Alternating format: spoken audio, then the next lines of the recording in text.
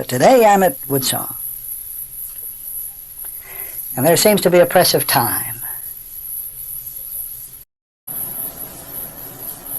Then precisely what is the time that's doing the pressing? Just what is it? If it should turn out the time isn't real, but is merely a human sense of sequentiality of passing events, then would the press of time not be real either? That is, if we understand time correctly, are we less likely to feel its press, its accumulations, its auguring's?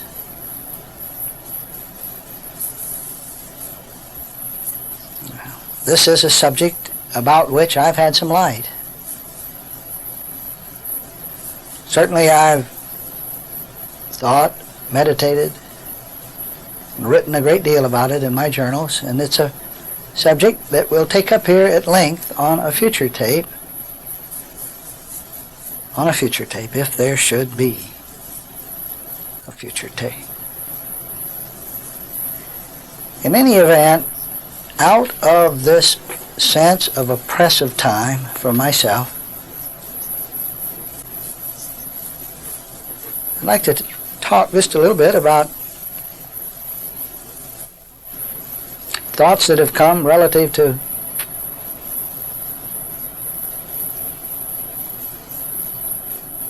this press, so far as one called Bill Samuel is concerned. You know, over the years I've been at the feet of many,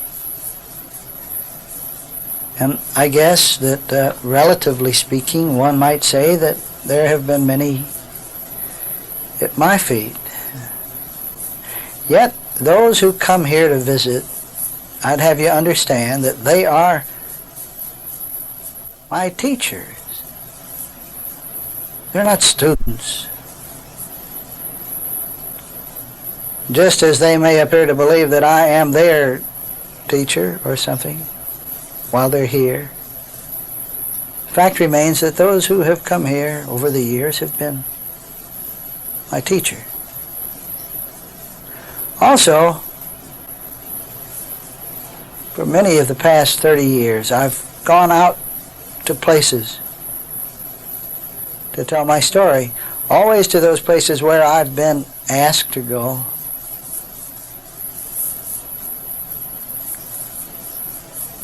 And as I think about it, those have been my learning experiences too. And while it may have appeared that I was in an auditorium or a room, standing maybe at a podium or seated at a table there, the event that transpired was not as it appeared at all, not to me. Rather, I was at the feet of those in the room. And I might put it a better way, I was at the feet of myself there, teaching me. All those rooms were filled with myself. And myself was often a hard teacher, making points in my heart with heat and confusion and pain and tears that only I could see and feel. Oh well now, this maudlin bit. What has come from all these years of self-inquiry? So what? So what? What about all this? These years of what one calls teaching and lecturing. You know, I recall the helplessness of feeling something very wonderful and yet being quite unable to find the words that made that feeling a tangible reality to the others in the room. I most vividly remember and feel or felt the helplessness of knowing and being the whole truth that everyone in the room was looking for, yet without the ability to make that knowing and being a conscious part of those around me, even while knowing that those around me were myself. And yet sometimes in rare moments, and I suspect there will be a few who listen to this, who will be the ones I have reference to. In rare moments, here or there, someone in the room, or someone along the pathway, or someone sitting in the grass somewhere, some part of myself would suddenly hear and would suddenly know exactly what I was trying to say. Someone would instantly catch a glimpse and see, and see, and see. And I wondered then, and I guess I sometimes wonder now, why all of myself? Why the whole room of myself didn't comprehend, or appear to, this simple secret of being about which I speak. Godhead, fount of life, presence.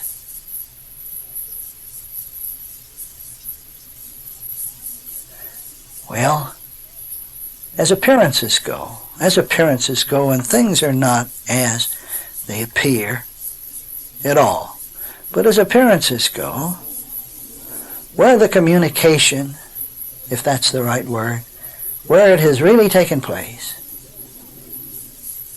has most often been here at Woodsong,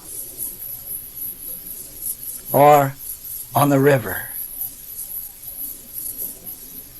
When people have come here of their own free will and accord, not to gain something, but just because it seemed the fun thing to do. The communication has taken place when one has come knowing that it is himself, an aspect of himself, a view of himself, and hopefully an honest view of himself that he's here to perceive.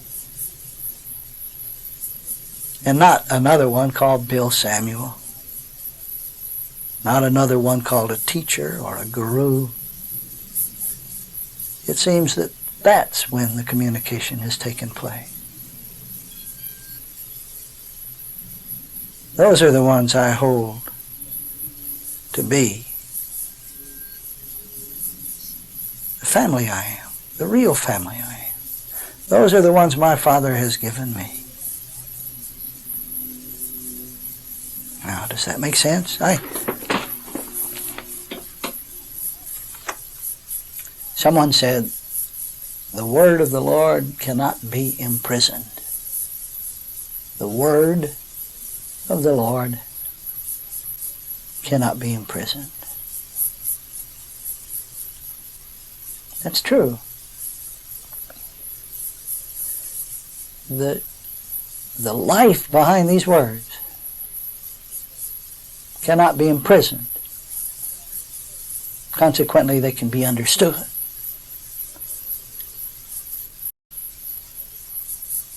Those who have come out of the Eastern philosophies to study with me will perhaps understand what I mean by the statement, the secrets have been revealed to me.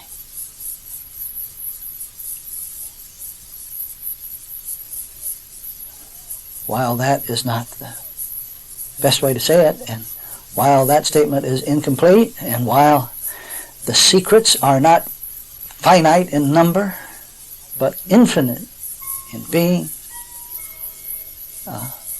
the statement is true, is nearly as these words will allow it.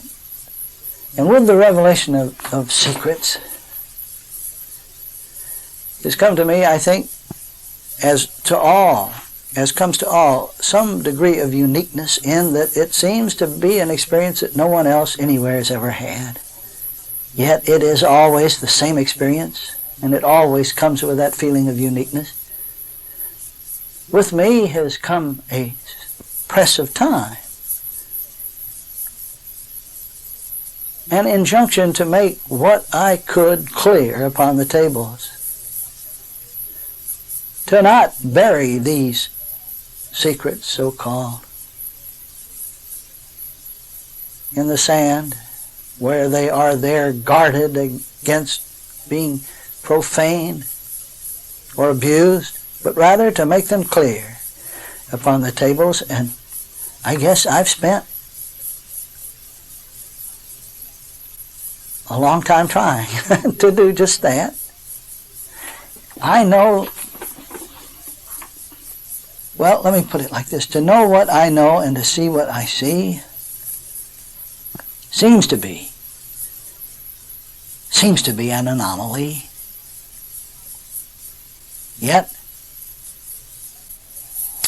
I know what I see, whatever it appears to be, is the necessary delineation of beings or gods or the ineffable's infinity.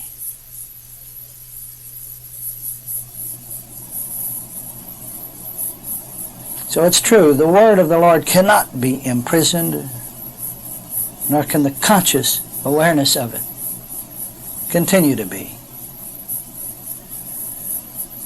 It has been said wisely, correctly, that there is nothing hidden that will not be revealed, and that there is nothing covered that will not be uncovered.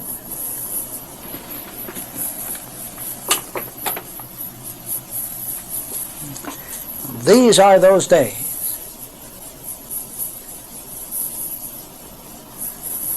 And yet, that which is hidden and has been covered is not complex nor difficult to understand. Rather, it's simple and easy to understand. By the heart of us. By the heart of us. By the heart of us.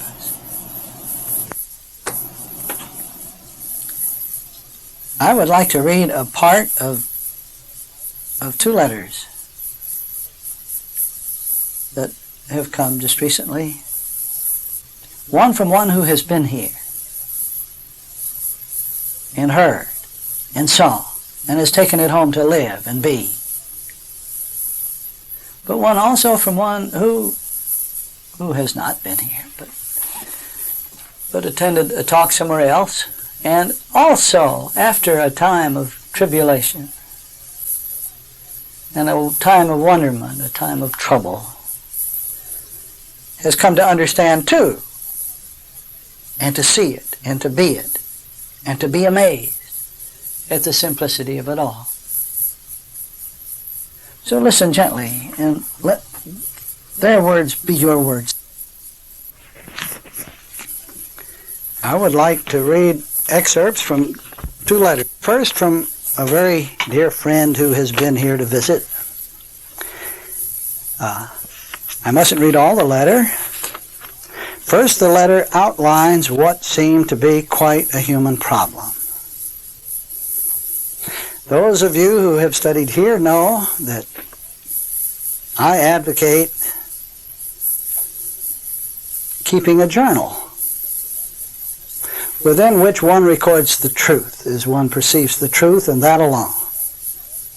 Well, the letter starts, quote, I didn't have a neat little notebook to start writing in, but I did have the backs and the fronts of everything I could find to start writing what really was and what I was really seeing and what was being made plain beyond any doubt. And it became quite an experience. I would write out the truths as best I could, And then I would write what came to be written. Now, I have lived this truth, since the writing is the actual living the truth. And I said to myself, I will see the confirmation. And Bill, I did. Now, I won't take 10 pages to recite the details, but the final results was a healing.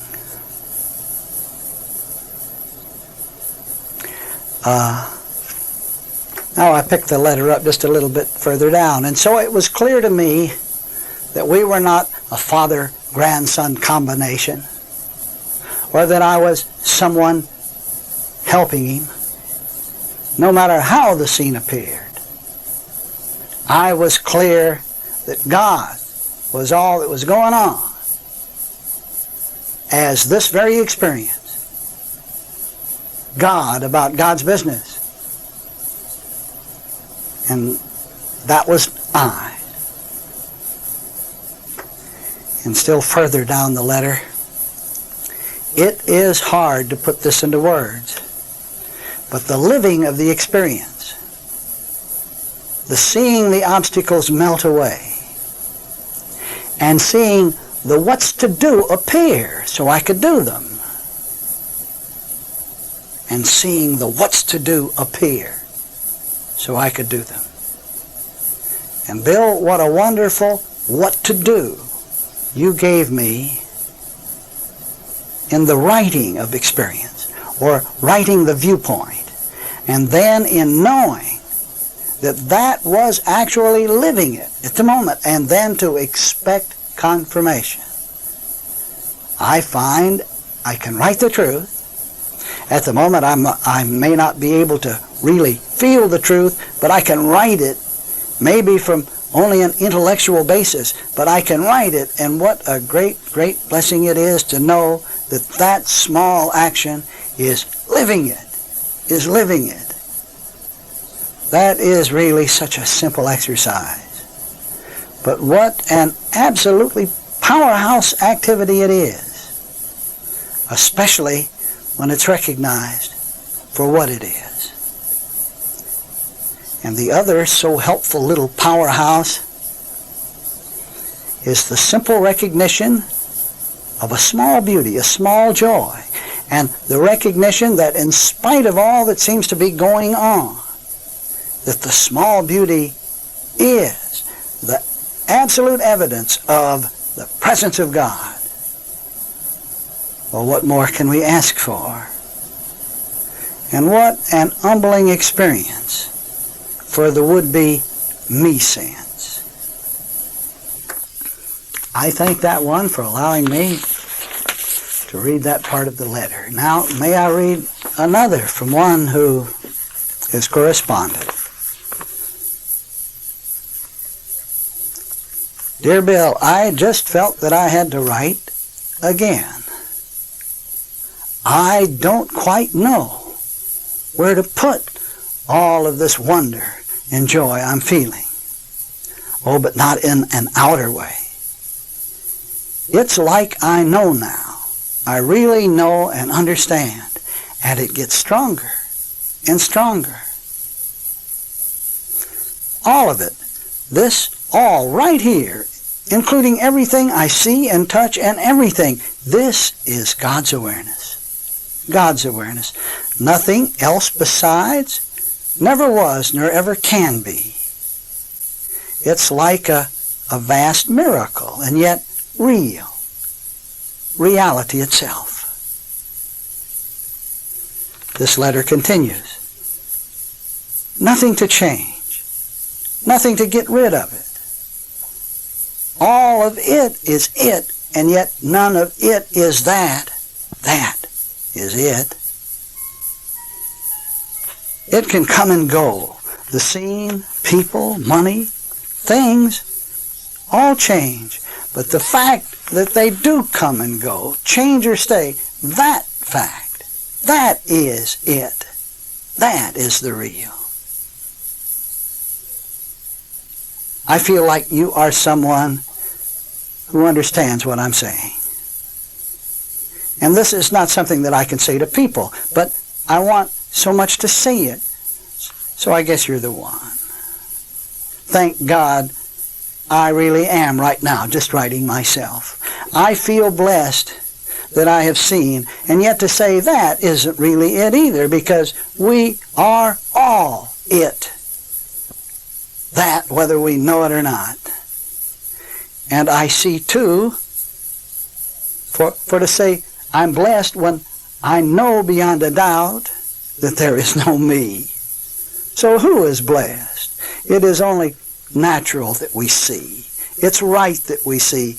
And yet that beautiful dichotomy, it's penetrating my very being. And there is the knowledge that it doesn't make life perfect in the way people think. In the way people think. Yet it is perfect. And who cares when it is so perfect that it includes all that is? Now, instead of me trying to change life, I want to enjoy the ride, the rocks, and the bumps, and the potholes too. Ah, blessed life. And what is so wonderful is that to discover this is not the end of life, but a whole new journey on the other side of the mountain. I want to live it, and yet we are all living it. There can be no other living ever going on. Well, it wasn't easy to get here, but it was my honesty. It was my honesty that refused all the cover-ups and all the halfwaynesses. My honesty would not let me hide. Pride was destroyed, and I saw with fear and understanding that reality is here, that really there is no me, no one to protect, to defend, or fight for. And then I got to see, and I'm still seeing more clearly, more for sure. I feel that I'd like to put it all somewhere, but it's here inside, and all I can do is live it as best I can. And I can see how that helps. Well, thank you for letting me write. I'll find some place for all this energy, this inner joy. I just know I will.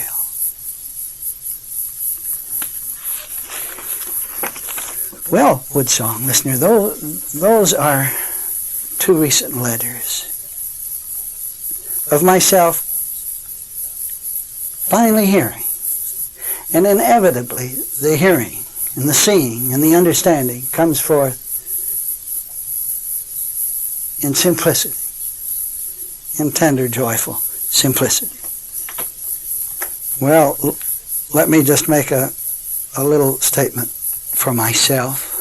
I think perhaps the simplest statement ever made concerning healing and prayer is found in the words of the carpenter. In all things whatsoever ye shall ask in prayer, believing, ye shall receive. It's difficult to make a statement more simple than that. And yet, if it were so easily understood, why are so few prayers apparently answered?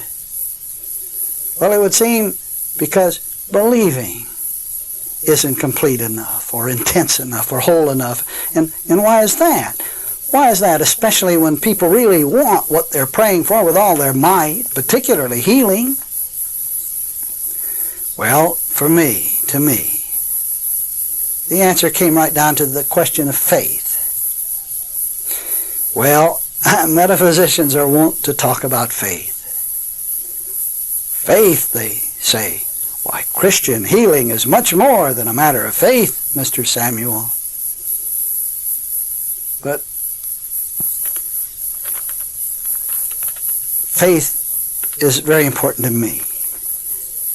It seems to play a major role in the wonders I see at every hand. The joy of inner light and equanimity that I'm writing about, for me, has come on the wings of faith or trust in what? In the presence. In the presence of an ineffable Godhead right here, right now.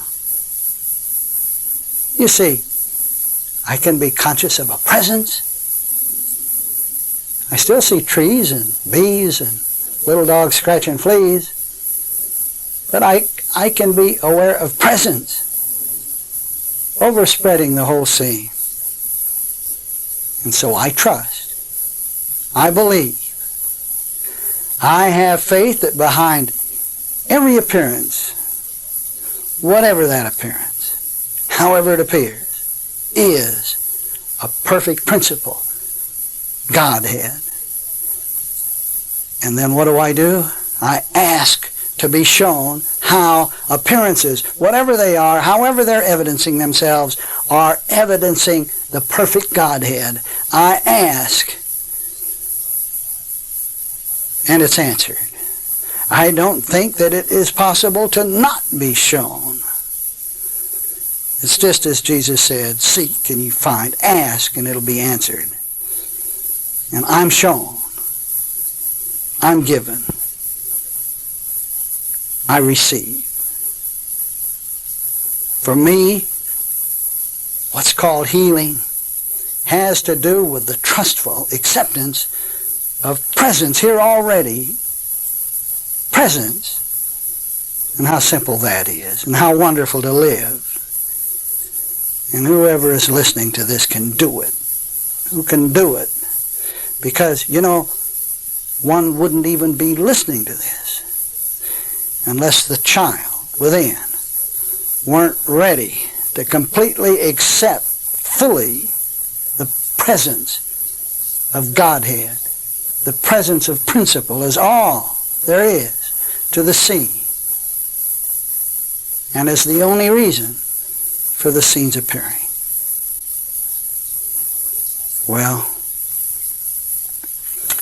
Well, there you go. I've said it. How simple it is, and how joyful it can be. Put it to the test and see for yourself.